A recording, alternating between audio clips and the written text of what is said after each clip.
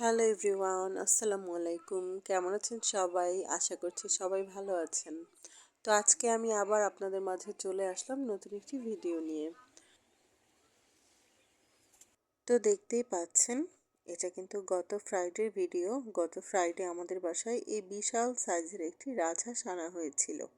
এটা প্রায় 6 কেজির উপরে ছিল। দেখতে কিন্তু বেশ বড় সড়ো ছিল, মাশাল্লাহ। তো আমাদের পরিচিত দুজন ছোট ভাই ছিল, ওদেরকে ডেকেই কিন্তু রাজহাঁসটি জবাই করে ফেলা হলো। তারপর সুন্দর করে কেটে বেছে পরিষ্কার করে আমার শাশুড়ি মা আজকে রান্নাটি করে নেবে।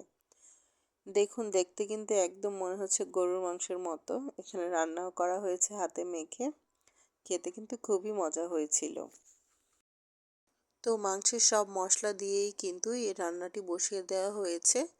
দেখুন, এখান থেকে পানি উঠেছে। এই পানিতেই আস্তে আস্তে কষিয়ে নেওয়া হবে অনেকক্ষণ।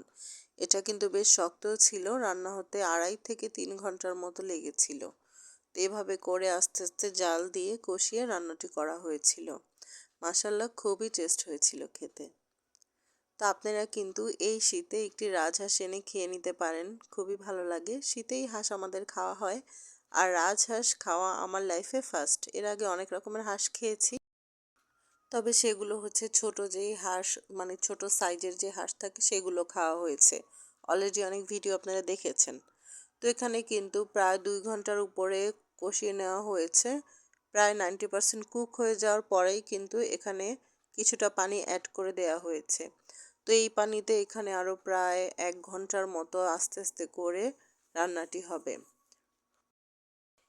এছাড়া সবার উদ্দেশ্যে বলতে চাচ্ছি, ভিডিওটি যদি ভালো লেগে থাকে অবশ্যই আমার চ্যানেলটি লাইক অ্যান্ড সাবস্ক্রাইব করে পাশে থাকবেন। অনেক বন্ধুরাই আছেন যারা নতুন নতুন আমার চ্যানেলটি সাবস্ক্রাইব করছেন, তাদেরকে অসংখ্য ধন্যবাদ। এভাবেই আমার পাশে থেকে আমাকে সাপোর্ট করে যাবেন। আমিও চেষ্টা করব আপনাদেরকে ফুল সাপোর্ট করার জন্য। তো এখানে কিন্তু হাঁসের মাংসের সাথে ছিল পোলাও, ছিল সালাদ, ছিল হাতে মাখা, আর ছিল হাঁসের মাংস। বেশ মজা করেই আমরা খেয়েছি। এরপর বিকালে একটু ছাদে উঠলাম। দেখুন, বেশ ভালোই লাগছিল। তারপর যেহেতু আমার বাবার বাড়ির কাছে, একটু বাবার বাড়ি চলে গেলাম। সেখানে যেয়ে দেখলাম নুডলস রান্না হচ্ছে। তো সেখানে যেয়ে সবাই একসাথেই নুডলস খেয়ে নিলাম। নুডলসটি বেশ মজা হয়েছিল, শীতের সবজি দিয়েই করা, সাথে ডিম ছিল। তো নুডলস খেয়ে তারপর হচ্ছে চা খেয়ে নিলাম। যেহেতু সবাই আমরা চা খেতে পছন্দ করি, চা তো মাস্ট থাকবেই। তো ধন্যবাদ ভিডিওটি দেখার জন্য। আল্লাহ হাফেজ।